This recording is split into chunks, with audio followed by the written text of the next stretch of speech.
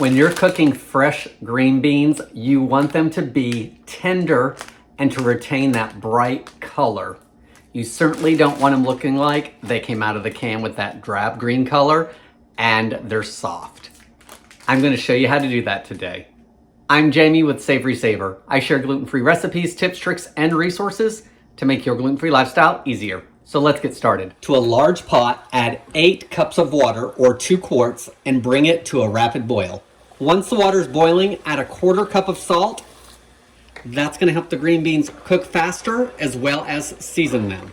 Next, add your green beans and set your timer for 7 minutes. So it's been 7 minutes and look at how bright those green beans are. In fact, these are the ones that I didn't cook. These are even brighter than these. Let's give them a taste and see how they came out. They are so tender and just the slightest little bite to it. No crunch at all. Tender, not mushy, bright green, and well seasoned because of the salt we added to the water. In fact, I could probably eat all of those just tasting like they do.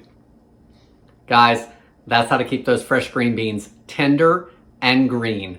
That's all I have for this video. Please leave me any comments below.